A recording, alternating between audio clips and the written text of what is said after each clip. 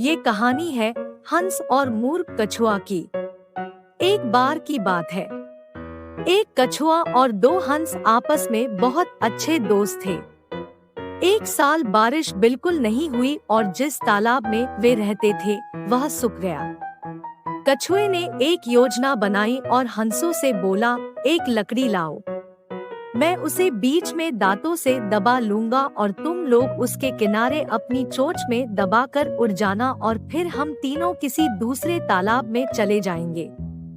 हंस मान गए। उन्होंने कछुए को चेतावनी दी, तुम्हें पूरे समय अपना मुंह बंद रखना होगा, वरन तुम सीधे धरती पर आ गिरोगे और मर जाओगे। कछुआ तुरंत मान गया। जब सब कुछ तैयार हो गया तो हंस कछुए को लेकर उड़ चले। रास्ते में कुछ लोगों की नजर हंसों और कछुए पर पड़ी। वे उत्साह में आकर चिल्लाने लगे, ये हंस कितने चतुर है, अपने साथ कछुए को भी ले जा रहे हैं। कछुए से रहा नहीं गया। वह उन लोगों को बताना चाहता था कि यह विचार तो उसके मन में आया था। वह बोल पड़ा, लेकिन जैसे ही उसने मुंह खोला, लकड़ी उसके मुंह से छूट गई और वह सीधे धरती पर आकर गिर पड़ा। अगर उसने अपने अहंकार पर नियंत्रण कर लिया होता तो वह भी सुरक्षित नए तालाब में पहुंच जाता। ऊंचाई से नीचे गिरने की वजह से कछुआ मर गया और हंस अफसोस करते हुए वहां से चले गए। बच्चों, इस कहानी से हमें यह सीख मिलती है कि हमें बिना वजह और बिना मतलब के कुछ भी नहीं बोलना चाहिए। ऐसा करने से हमारा ही नुकसान होता है। का अंडा देने वाली बत्तख की। एक गांव में एक किसान अपनी पत्नी के साथ रहता था। किसान को एक बत्तख मिली। उसी समय दोनों ने साथ मिलकर घर के आंगन में एक छोटा सा दड़बा बनाया और उसमें बत्तख को रख दिया। सुबह होने पर दोनों ने जब बत्तख के दड़बे में झांक कर देखा तो उनके आश्चर्य का ठिकाना न रहा।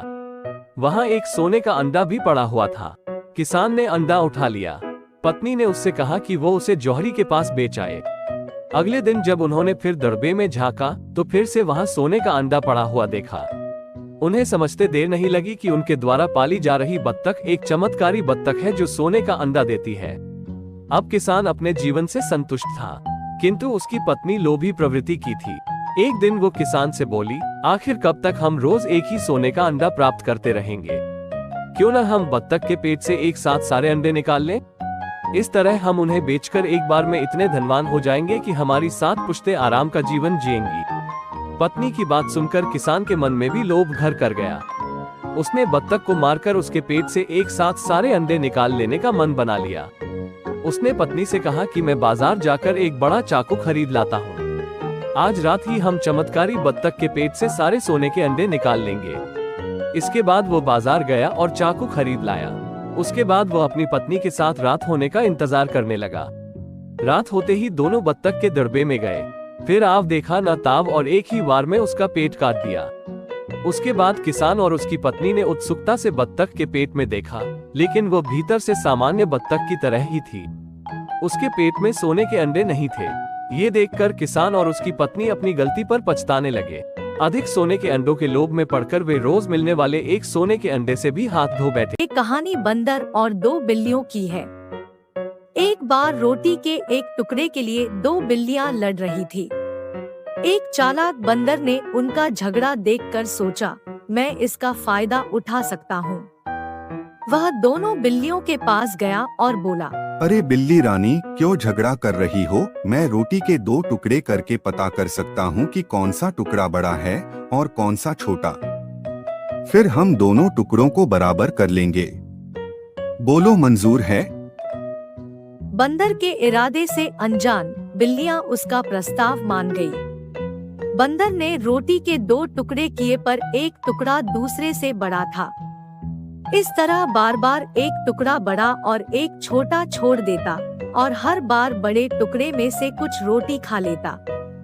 ऐसा करते करते बंदर ने सारी रोटी चट कर ली और पेड़ पर चढ़ गया। बेचारी बिल्लियां देखती रह गई। इस कहानी से यह सीख मिलती है कि कभी भी लालच नहीं करना चाहिए और कभी भी आपस में झगड़कर रिश्ते में फूट नहीं डालनी चाहिए, क्योंकि जब भी हम आपस में लड़ते हैं तो कोई बाहरी व्यक्ति उसका फायदा उठा जाता है। बच्चों, ये कहानी है नीले सियार की। एक बार एक सियार एक धोबी के घर में घुस गया और कपड़ों को रंगने के लिए नीले रंग से भरे बड़े हौद में छिप गया।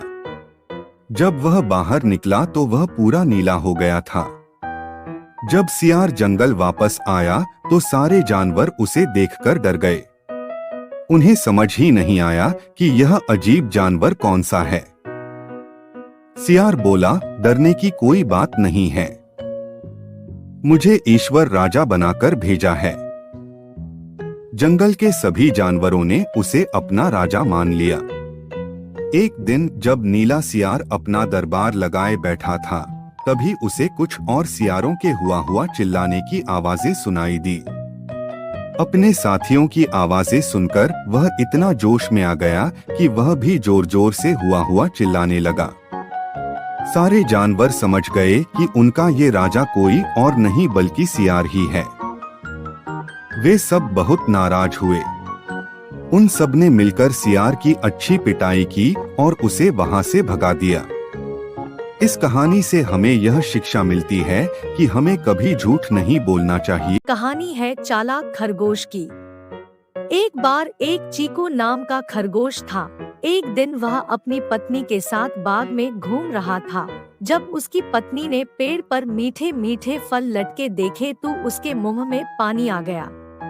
उसने चीकू से फल तोड़कर लाने को कहा। इस पर चीकू ने कहा कि वह बाग एक भेड़िए का है जो बहुत ही खूंखार है। अगर उसे पता चल गया कि हमने फल तोड़े हैं तो वह हम दोनों को मारकर खा जाएगा। परंतु चीकू की पत्नी उसके समझाने पर भी ना मानी। हार कर चीकू को फल तोड़ने जाना पड़ा। चीकू ने जैसे ही फल तोड़ने शुरू करे, वह भेड़िया आ गया।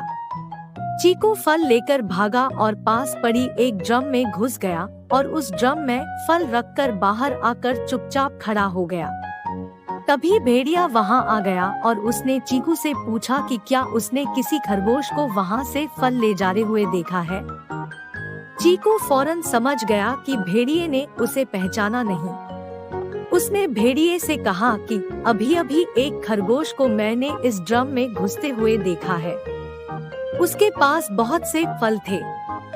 भेड़िया ड्रम के पास गया तो उसमें फलों की खुशबू आ रही थी। भेड़िया खरगोश को मारने के लिए उस ड्रम में घुस गया।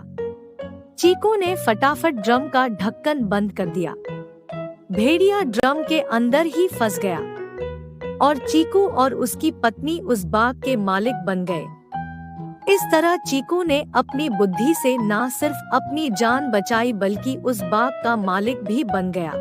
गांव में एक गधा रहता था। उसका मालिक उसे बहुत परेशान करता था और उस पर भारी भारी सामान लादकर उससे काम करवाता था। एक दिन गधा परेशान होकर जंगल की ओर निकल लिया। रास्ते में उसे हरी हरी घास मिली और वह उसे खाता हुआ अपनी मस्ती में चला जा रहा था। कुछ दूर आगे चलने के बाद उसने देखा कि एक शेर बैठा हुआ है। अचानक वह डर गया, लेकिन उसे एहसास हुआ कि यह शेर नहीं बल्कि उसकी खाल है। उसे देखकर गधे के मन में एक विचार आया और उसने उस खाल को ओढ़ लिया। थोड़ी देर बाद जितने भी जंगल के जानवर थे उस शेर की खाल को पहने गधे को देखकर डरने लगे। इससे गधे के अंदर अहंकार उत्पन्न हो गया और वह सभी जानवरों को डराने लगा। उसका विचार बना कि वह गांव की ओर जाए, क्योंकि वहां पर लोगों ने फसलें उगाई हुई थी। वह जैसे ही गांव की ओर बढ़ा, सभी लोग उससे डरकर भागने लगे। अब उसे स्वयं पर और अहंकार हो गया था। अब वह हरी हरी घास और फसलें खा रहा था और उसे कोई परेशान करने वाला नहीं था। साथ ही लोग भी उससे डरने लगे थे। उस गधे से पूरा गांव परेशान था। एक दिन जब गधा खेतों में पहुंचा तो वहां पहले से ही कुछ गधे गायन प्रतियोगिता कर रहे थे। गधा इस बात को भूल गया कि वह शेर की खाल में है और अपने वाचाल यानी ज्यादा बोलने के अवगुण के कारण वह भी जोर जोर से ढेंचू ढेंचू बोलने लगा। यह सुनकर जो किसान छुपे हुए थे बाहर निकल आए और डंडों से उन्होंने गधे की खूब पिटाई की। गधा लगभग अधमरा हो गया था। उसके बाद वह किसी तरह अपनी जान बचाकर जंगल की ओर भाग गया। इस कहानी से हमें शिक्षा मिलती है कि जरूरत से ज्यादा नहीं बोलना चाहिए। नमस्ते बच्चों, ये कहानी है दो मित्र और भालू की। एक दिन दो बच्चों सुजल और पीयूष ने जंगल जाने का निश्चय किया। दोनों मित्र थे और दोनों ने किसी भी संकट के समय एक दूसरे की सहायता करने का वादा किया। जंगल में अचानक एक भालू उन पर झपट पड़ा। सुजल तो जल्दी से पास के ही एक पेड़ पर चढ़ गया, लेकिन पीयूष को बचने का कोई रास्ता नहीं मिला क्योंकि उसे पेड़ पर चढ़ना नहीं आता था। उसने मर जाने का बहाना किया और वहीं जमीन पर लेट गया। भालू गुर्राते हुए पीयूष के पास आया और उसके कान के पास कुछ फुसफुसाया। पीयूष सांस रोके पड़ा रहा। कुछ देर बाद भालू गुर्राता हुआ वहां से चला गया। सुजल पेड़ से उतरकर नीचे आया और पीयूष से पूछने लगा, भालू तुमसे क्या कह रहा था? भालू ने मुझसे कहा कि ऐसे स्वार्थी मित्रों से दूर रहना चाहिए, जो संकट के समय तुम्हें अकेला छोड़कर भाग जाते हो। पीयूष ने जवाब दिया। ये कहानी है प्यासा कौवा की।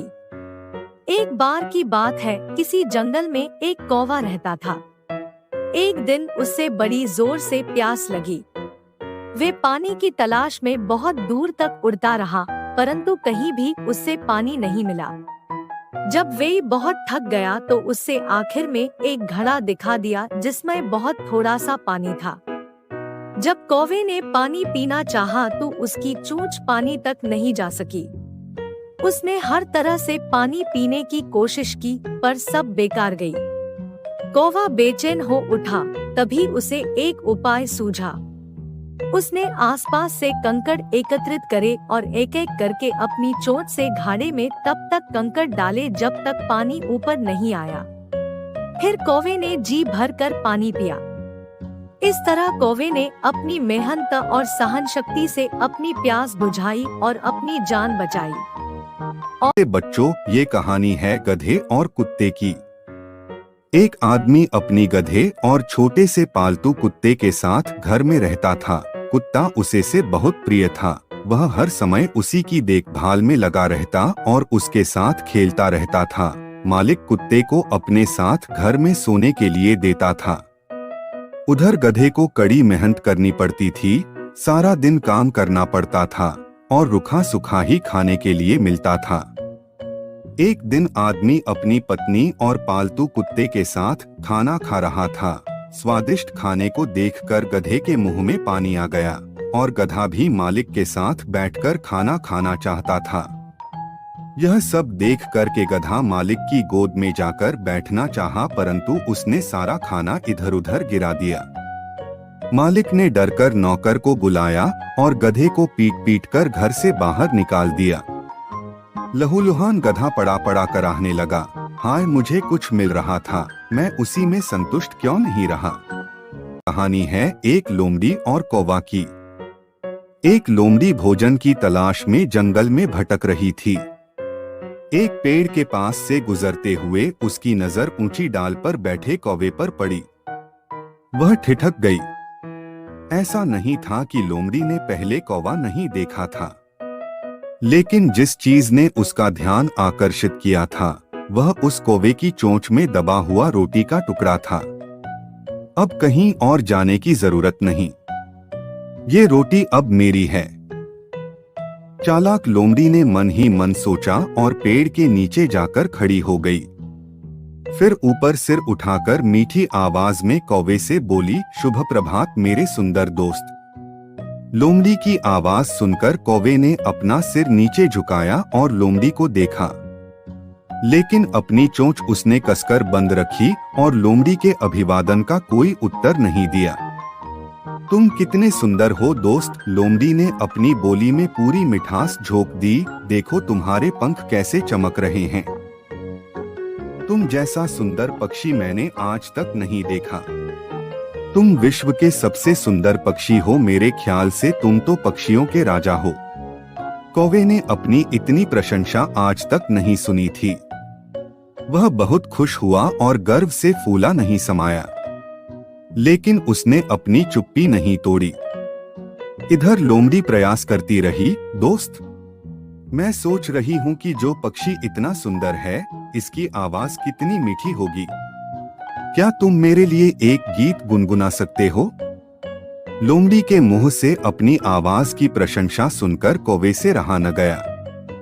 वह गाना गाने के लिए मचल उठा, लेकिन जैसे ही उसने गाना गाने के लिए अपना मुंह खोला, उसकी चोंच में दबा रोटी का टुकड़ा नीचे गिर गया। नीचे मुंह खोले खड़ी लोमड़ी इसी फिराक में थी। उसने रोटी झपट ली और चलती बनी। इस कहानी से हमें यह सीख मिलती है कि हमें झूठी प्रशंसा से बचना चाहिए। कई बार हमें ऐसे कई लोग मिल जाते हैं जो अपना काम निकालने के लिए हमारी झूठी तारीफ करते हैं। ये कहानी है मेहनती चींटी और आलसी टिड्डा की। गर्मी का दिन था। सुबह की खिली धूप में एक टिड्डा बड़े मजे से घास पर फुदक रहा था। वह बड़ा खुश था और उस खुशी में गा रहा था, नाच रहा था और जिंदगी के मजे ले रहा था। एक ओर जहां टिड्डा अपनी मस्ती में लगा हुआ था, वहीं दूसरी ओर एक चींटी अनाज के एक दाने को पीठ पर ढोकर अपने बिल में ले जा रही थी। जब चींटी टिड्डे के पास से गुजरी तो टिड्डे ने उसे अपने पास बुलाया और कहा, प्यारी चींटी, आओ मजे करें। लेकिन चींटी ने मना कर दिया और अपने काम में लगी रही। वह पूरे दिन कड़ी मेहनत कर एक एक कर अनाज का दाना खेत से उठाकर अपने बिल तक ले जाती रही। अपनी मस्ती में डूबा टिड्डा चींटी को देखता और हंसता। वह बार बार उसे अपने पास बुलाता और कहता, प्यारी चींटी, तुम क्यों इतनी मेहनत कर रही हो? आओ कुछ देर आराम करो, मेरा गाना सुनो। गर्मी के लंबे और उजले दिन है। ऐसे खूबसूरत दिन इस तरह से मेहनत करके हुए क्यों बर्बाद करना? चींटी बोली, मैं ठंड के मौसम के लिए भोजन इकट्ठा कर रही हूँ। मेरी सलाह मानो तो तुम भी ऐसा ही करो, वरना बाद में पछताओगे। अभी से ठंड के मौसम के बारे में क्यों चिंता करना? टिड्डा बोला, मेरे पास पर्याप्त भोजन है और ठंड का मौसम तो अभी बहुत दूर है। उसकी तैयारी करने के लिए बहुत समय है। अभी का समय तो मैं आराम से सोते हुए और मजे करते हुए बिताना चाहता हूँ। मेरी मानो तो मेहनत छोड़ो और मजे करो। टिड्डे की बात पर ध्यान न देकर चींटी अपने काम में लगी रही। पूरी गर्मी मेहनत कर उसने अपने बिल में ढेर सारा अनाज इकट्ठा कर लिया, जो ठंड के दिनों में उसे काम आने वाला था। उधर टिड्डा ठंड के मौसम की तैयारी के स्थान पर पूरे दिन नाचता गाता रहा। अपनी मस्ती में उसे होश ही नहीं रहा कि गर्मी के दिन बहुत लंबे समय तक नहीं रहने वाले हैं। जल्द ही ठंड के दिन और फिर बरसात के दिन आ जाएंगे, जो उस जैसे जीवों के लिए मुश्किल भरे दिन होंगे। धीरे धीरे गर्मी चली गई और वसंत का मौसम आ गया। फिर वसंत का मौसम ठंड में तब्दील हो गया। अब तो सूरज बमुश्किल आसमान में नजर आता। दिन छोटे हो गए और रातें बड़ी हो गई थी। कड़कड़ाती ठंड पड़ने लगी थी और बर्फबारी होने लगी थी। अब टिड्डे को महसूस हुआ कि चींटी सही कह रही थी। उसे भी इस मौसम के लिए पहले से तैयारी करनी चाहिए थी। लेकिन वह तो पूरी गर्मी नाचता गाता और मजे करता रहा। अब न उसे गाना गाने का मन कर रहा था, न ही नाचने का। उसका भोजन खत्म हो चुका था। वह ठंड और भूख से तड़प रहा था। उसने सोचा नहीं था कि ठंड इतनी बुरी भी हो सकती है। उसके पास भोजन नहीं था, बर्फ से बचने का इंतजाम नहीं था। उसे लगने लगा कि जिस गर्मी के मौसम में उसने इतने मजे किए हैं, शायद अब अगली बार उस मौसम को देखने के लिए वह जिंदा ही न बचे। एक दिन भूख से तड़पते हुए बर्फीले मौसम में उसकी नजर चींटी पर पड़ी, जो अपने बिल में मजे से आराम कर रही थी। उसके पास पर्याप्त भोजन था और ठंड से बचने के लिए आसरा। टिड्डा पछताने लगा और रोने लगा। उसे समय बर्बाद करने का फल। ये कहानी है सांप की सवारी करने वाले मेंढक की। एक घने जंगल में मंदविश नाम का एक बड़ा सांप रहता था, बूढ़ा होने की वजह से वह आसानी से शिकार ढूंढ नहीं पाता था। एक दिन उसने तरकीब सोची। वह तुरंत मेंढकों से भरे हुए एक तालाब के पास पहुंच गया। बूढ़े सांप को बैठे देख मेंढक ने पूछा, चाचा क्या बात है, आज आप खाने की तलाश नहीं कर रहे हैं? सांप ने कहा, मैं आज भोजन की तलाश में किसी मेंढक के पीछे पीछे जा रहा था। अचानक से मेंढक ब्राह्मणों के झुंड में जाकर छुप गया। मेंढक को भोजन बनाने के चक्कर मैंने गलती से एक ब्राह्मण की बेटी को काट दिया, जिससे उसकी मौत हो गई। इससे नाराज होकर ब्राह्मण ने मुझे श्राप देते हुए कहा कि तुझे अपना पेट भरने के लिए मेंढकों की सवारी बनना पड़ेगा। इसी वजह से मैं इस तालाब के पास आया हूँ। यह बात सुनते ही वह मेंढक तुरंत राजा को सारी बातें बताई। राजा कहानी सुनकर हैरान हुआ। पहले तो उसे बिल्कुल भी यकीन नहीं हुआ, लेकिन कुछ देर सोच विचार करने के बाद मेंढकों का राजा जलपाक तालाब से बाहर निकलकर एकदम कूदते हुए सांप के फन पर जाकर बैठ गया। राजा को ऐसा करते हुए देखकर अन्य मेंढकों ने भी ऐसा ही किया। सांप समझ गया था कि मेंढक अभी मेरी परीक्षा ले रहे हैं। सांप भी बिना विचलित हुए आराम से सबको अपने फन पर कूदने दे रहा था और उन्हें घुमा रहा था। इसके बाद मेंढकों के राजा ने कहा, जितना मजा मुझे सांप की सवारी करके आया, उतना मुझे आज तक किसी की सवारी करके नहीं आया। मेंढकों का भरोसा जीतने के बाद अब धीरे धीरे सांप रोज मेंढकों की सवारी बनने लगा। कुछ दिन बाद चतुर सांप ने अपने चलने की गति थोड़ी धीमी कर दी। यह देखकर मेंढकों के राजा जलपाक ने पूछा, हे सर्प, तुम्हारी चाल इतनी धीमी क्यों है? इसके जवाब में सांप ने कहा, एक तो मैं बूढ़ा हूँ और ब्राह्मण के श्राप की वजह से बहुत दिनों से भूखा भी हूँ। इसी वजह से मेरी गति कम हो गई है। इतना सुनते ही राजा ने कहा, तुम छोटे छोटे मेंढक को खा लो। यह सुनकर मन ही मन सांप बहुत प्रसन्न हुआ। उसने कहा, राजन, मुझे ब्राह्मण का श्राप है, मैं मेंढक खा नहीं सकता हूँ, लेकिन अगर आप कहते हैं तो मैं खा लेता हूँ। ऐसा करते करते वह रोज छोटे छोटे मेंढक खाने लगा और वह तंदुरुस्त हो गया। अब सांप को रोज बिना किसी मेहनत के खाना मिल रहा था। सांप काफी प्रसन्न था। मेंढक सांप की चाल अब तक नहीं समझ पाए थे। मेंढक के राजा को भी सांप की इस साजिश की भनक नहीं लगी।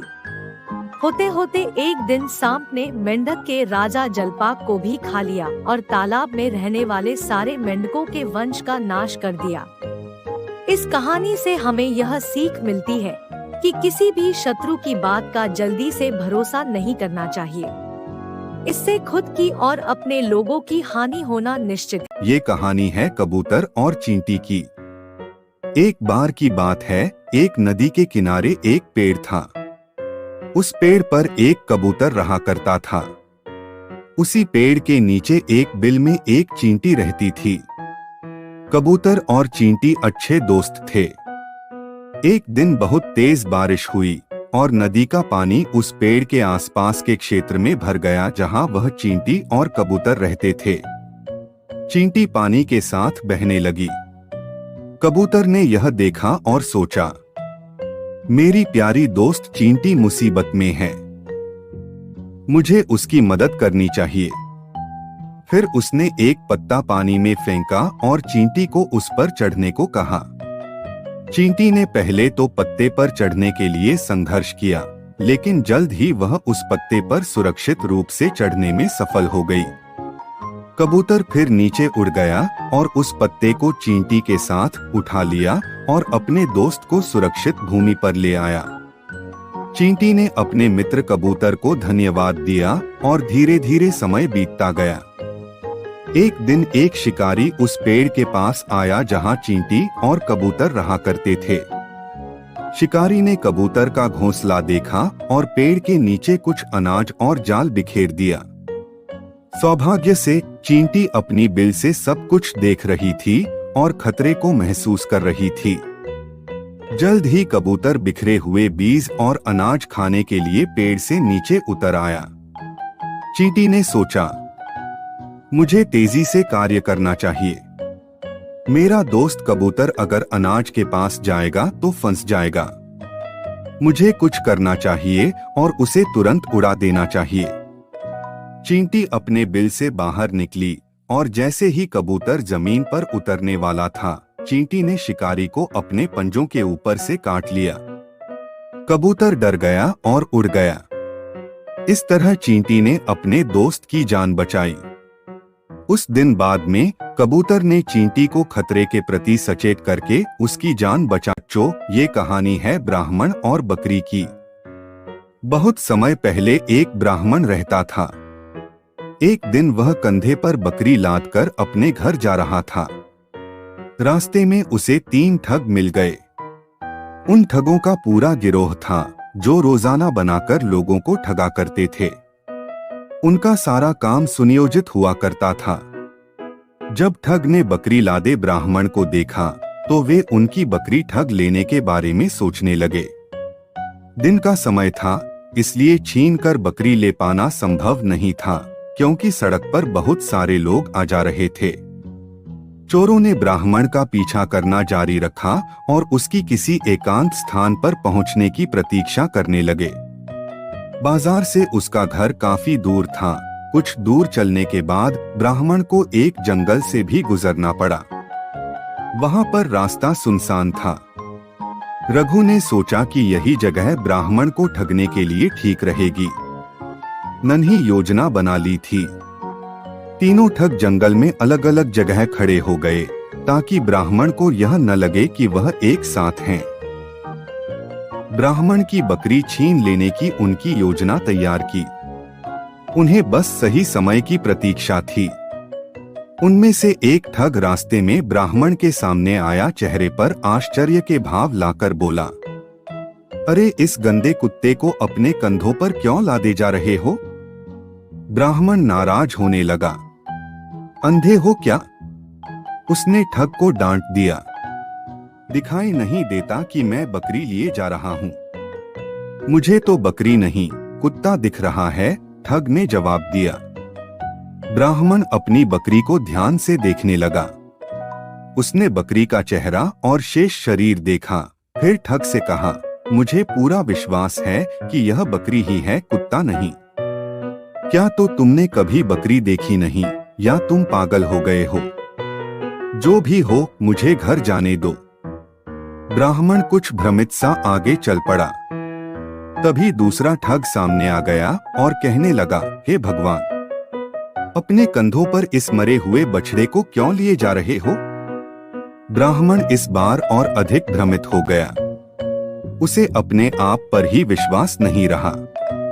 तभी ठगों का तीसरा साथी भी वहां आ गया और कहने लगा, मरा बछड़ा तो बहुत अशुभ माना जाता है। हो ना हो, इस जानवर में कुछ तो विशेष बात है। ब्राह्मण के अंदर डर पैदा हो गया। शायद यह कोई प्रेत है जो अपना रूप बदल रहा है। उसने बकरी को वहीं नीचे उतार दिया और तेजी से चलता हुआ अपने घर आ गया। ठगों ने तुरंत बकरी को पकड़ लिया और अपने साथ ले गए। हर किसी को अपनी स्वयं की बुद्धि पर ही विश्वास करना चाहिए। है शेर और लकड़हारा की। बहुत समय पहले की बात है। गांव में एक लकड़हारा रहता था। वह रोज जंगल में लकड़ी काटने जाता था। उसकी पत्नी दोपहर के भोजन के लिए घर का बना खाना पैक करती थी। एक दिन जब लकड़हारा जंगल में अपना खाना खा रहा था तो उसने देखा कि एक शेर वहां आ रहा है। शेर को देखकर वह बहुत डर गया, लेकिन उसके पास बचने का कोई रास्ता नहीं था। यह मेरे जीवन का अंत है, लकड़हारे ने सोचा। लेकिन वह हैरान रह गया जब शेर ने उस पर हमला नहीं किया और पूछा, तुम क्या खा रहे हो? यह बहुत अच्छी खुशबू आ रही है। ईश्वर ने मुझे अपनी जान बचाने का मौका दिया है। खाना इतना लजीज लग रहा था कि शेर खुद को खाने से नहीं रोक सका। उसने स्वादिष्ट भोजन का आनंद लिया और लकड़हारे से कहा, तुम्हारी पत्नी एक अच्छी रसोइया है। अब लकड़हारे ने कहा, मैं अपना लंच पैक रोज अपने साथ लाता हूँ। तुम रोज मेरे साथ लंच करने क्यों नहीं आ जाते? ओह, यह आपकी बहुत मेहरबानी है। यह मेरे लिए बहुत खुशी की बात होगी। शेर ने कहा। अगले दिन लकड़हारा और शेर एक साथ खाना खाने लगे और वे बहुत अच्छे दोस्त बन गए। शेर इतना खुश था कि वह कच्चे मांस की जगह स्वादिष्ट पका खाना खा सकता था। उसे शिकार की तलाश करने की कोई जरूरत नहीं थी। शेर के दोस्त लोमड़ी और कौआ इतना परेशान हो गए क्योंकि पहले जब शेर अपने शिकार का शिकार करता था तो वे बचा हुआ मांस खाते थे और अब जब शेर शिकार नहीं कर रहा होता है तो उन्हें अपना भोजन खुद तलाशना पड़ता है। वे दोनों इतने आलसी और चतुर थे और अपना भोजन पाने के लिए कोई प्रयास नहीं करना चाहते थे। वे शेर के पास गए और बोले, साहब, आप इन दिनों शिकार क्यों नहीं कर रहे हैं? आप अपना पेट भरने के लिए रोज कहाँ जाते हो? शेर ने उन्हें कुछ भी बताने से मना कर दिया, लेकिन लोमड़ी और कौआ धूर्त जानवर थे। उन्होंने इतना जोर दिया और शेर ने उन्हें सब कुछ बता दिया। हे हमारे राजा, कृपया हमें अपने साथ ले जाएं ताकि हम स्वादिष्ट भोजन के कुछ निवाले खा सकें। शेर ऐसा करने के लिए तैयार हो गया क्योंकि वे दोनों लंबे समय से उसके दोस्त थे। वह नहीं जानता था कि उसके धूर्त मित्र लकड़हारे को मारकर खाने की योजना बना रहे थे। अगले दिन जब शेर लकड़हारे के पास गया तो उसके साथ लोमड़ी और कौआ भी अकेला नहीं था। लकड़हारा शेर के आने का इंतजार कर रहा था, लेकिन जब उसने देखा कि शेर एक लोमड़ी और एक कौवे के साथ आ रहा है तो वह पास के एक पेड़ पर चढ़ गया। शेर आया और बोला, तुम पेड़ पर क्यों चढ़े? तुम डर क्यों रहे हो? मैं तुम्हारा दोस्त हूँ, कृपया नीचे आओ। नहीं, मैं नहीं करूँगा। लकड़हारे ने कहा, तुमने मुझे साथ आने का वादा किया था और अब तुम इन धूर्त प्राणियों के साथ आए हो। मैं उन पर विश्वास नहीं कर सकता। वे चतुर हैं और मुझे मारने के लिए तुम्हें प्रभावित कर सकते हैं। मैं अपनी जान जोखिम में नहीं डाल सकता। शेर, लोमड़ी और कौए के चले जाने पर लकड़हारा नीचे उतरा और अपने घर चला गया। कहानी है होशियार बंदर की। एक नदी के किनारे एक जामुन के पेड़ पर एक बंदर रहता था जिसकी मित्रता उस नदी में रहने वाले मगरमच्छ के साथ हो गई। वह बंदर उस मगरमच्छ को भी खाने के लिए जामुन देता रहता था।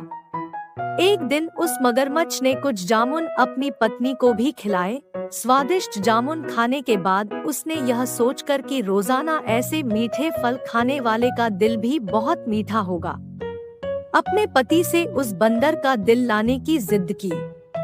पत्नी के हाथों विवश हुए मगरमच्छ ने भी एक चाल चली और बंदर से कहा कि उसकी भाभी उसे मिलना चाहती है, इसलिए वह उसकी पीठ पर बैठ जाए ताकि सुरक्षित उसके घर पहुंच जाए। बंदर भी अपने मित्र की बात का भरोसा कर पेड़ से नदी में कूदा और उसकी पीठ पर सवार हो गया। जब वे नदी के बीचों बीच पहुँचे, मगरमच्छ ने सोचा कि अब बंदर को सही बात बताने में कोई हानि नहीं है और उसने भेद खोल दिया कि उसकी पत्नी उसका दिल खाना चाहती है।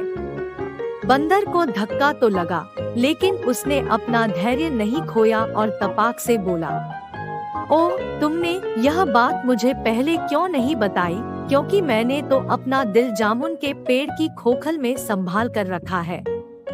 अब जल्दी से मुझे वापस नदी के किनारे ले चलो ताकि मैं अपना दिल लाकर अपनी भाभी को उपहार में देकर उन्हें प्रसन्न कर सकूं।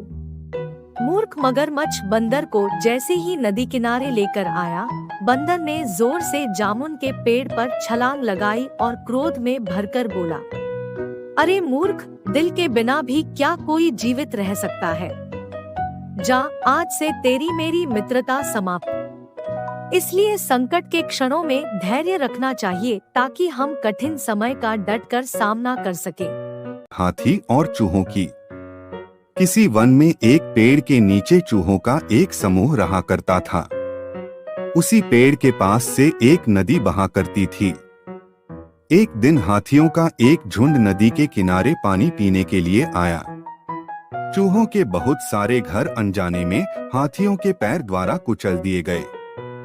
इतना ही नहीं, इस घटना में कुछ चूहे भी मारे गए और कुछ घायल हो गए।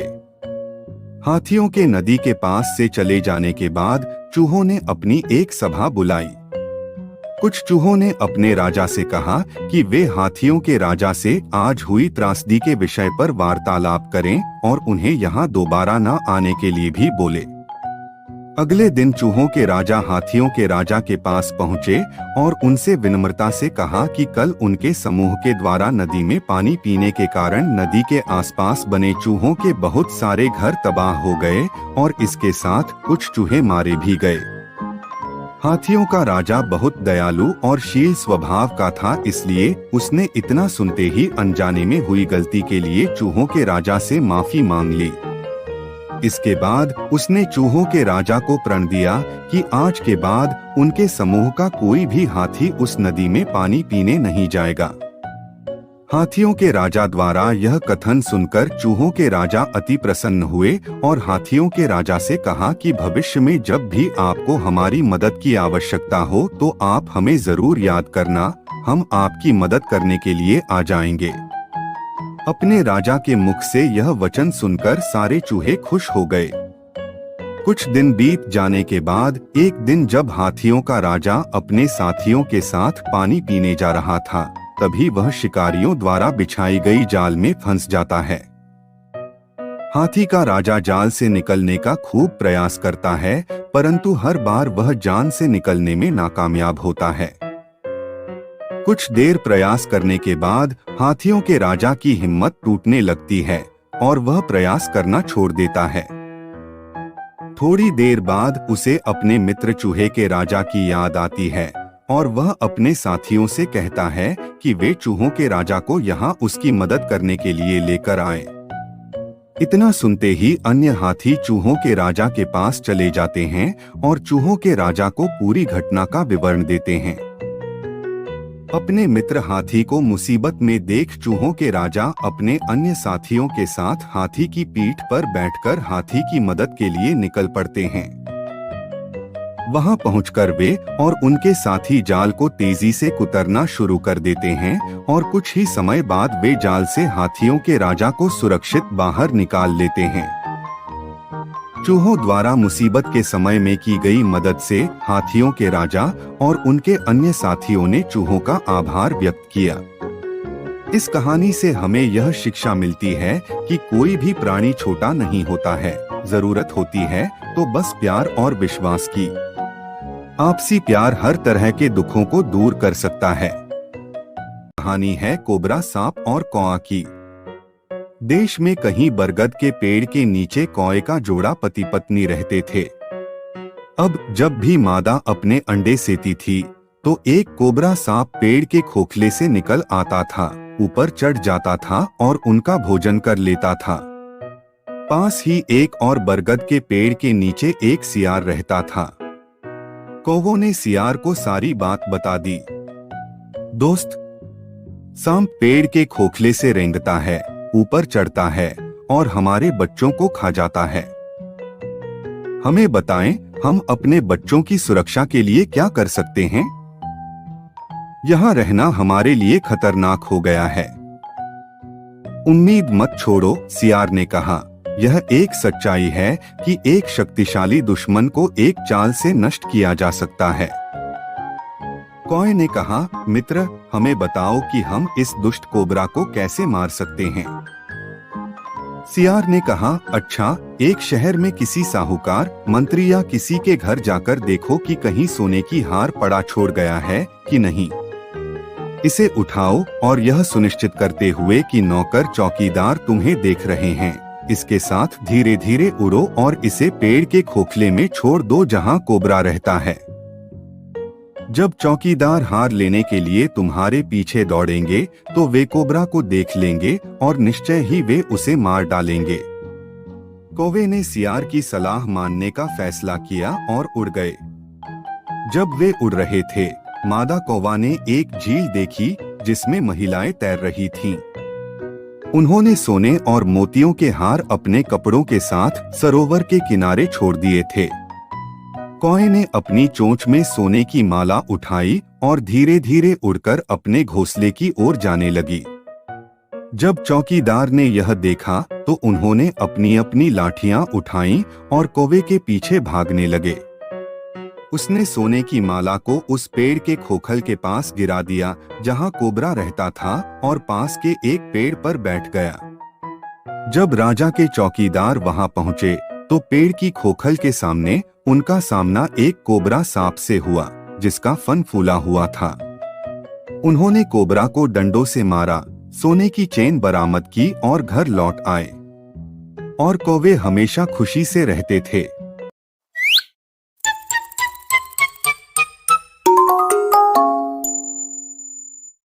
नमस्ते बच्चों। एक दिन एक बूढ़े शेर को एहसास हुआ कि वह भोजन के लिए शिकार करने के लिए बहुत बूढ़ा हो गया है।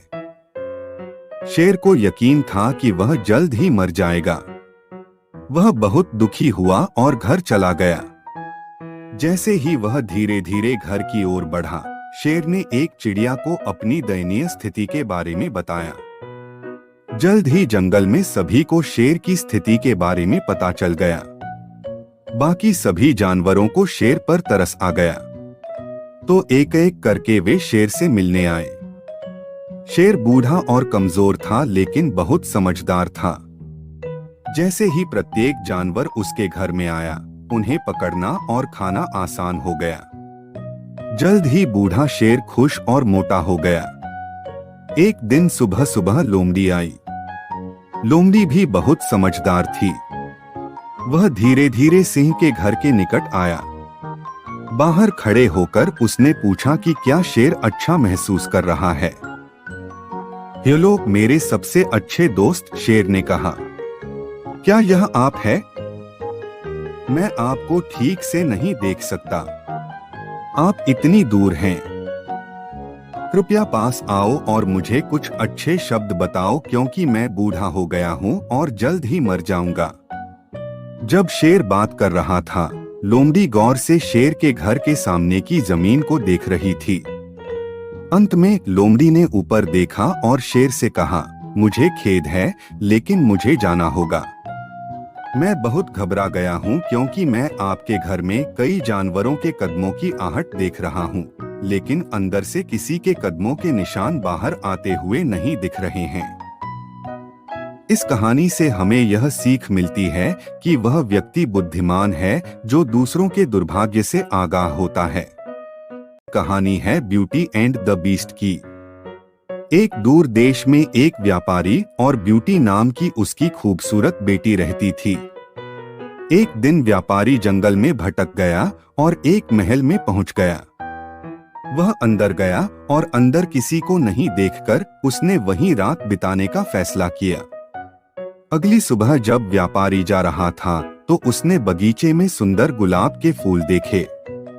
उसने बेटी ब्यूटी के बारे में सोचा और एक को तोड़ लिया। अचानक एक भयानक जानवर उसके पीछे आया और उसके बगीचे से चोरी करने के लिए उस पर चिल्लाया। व्यापारी डर गया और समझाया कि उसने अपनी बेटी ब्यूटी के लिए गुलाब तोड़ा है। जानवर ने कहा कि अगर उसने ब्यूटी को उसके साथ रहने के लिए भेजने का वादा किया तो वह उसे जाने देगा। व्यापारी डरते हुए मान गया। घर पर उसने दुखी मन से ब्यूटी को सारा हाल बता दिया। ब्यूटी ने अपने पिता की चिंता को शांत किया और महल में चली गई। शुरू में वह जानवर से डरती थी, लेकिन कुछ दिनों में उसे एहसास हुआ कि जानवर दयालु और कोमल था। एक दिन जानवर द्वारा उपहार में दिए गए जादुई दर्पण में ब्यूटी ने देखा कि उसके पिता बीमार हैं। उसकी उदासी को देखने में असमर्थ जानवर ने उसे घर जाने दिया। ब्यूटी फिर से घर आकर खुश थी। ब्यूटी की देखरेख में उसके पिता जल्दी से ठीक हो गए। एक दिन उसने जानवर के बारे में सोचा और उसे जादू के आईने में देखा। उसने देखा कि जानवर भी बीमार था। वह उससे मिलने महल में गई। ब्यूटी ने जानवर को दर्द से कराहते और मरते देखा। उसे देखकर वह बहुत खुश हुआ। उसने उसे पकड़ लिया और सुबकने लगी और उसे बताया कि वह उससे प्यार करती है और उसे धीरे से चूमा। उसी पल में जानवर एक सुंदर राजकुमार में बदल गया। सौंदर्य हैरान था। राजकुमार ने समझाया कि उसके मीठे शब्दों ने उस जादू को तोड़ दिया था जो उस पर एक चुड़ैल द्वारा डाला गया था। उन्होंने जल्द ही शादी कर ली और हमेशा के लिए खुशी खुशी रहने लगे।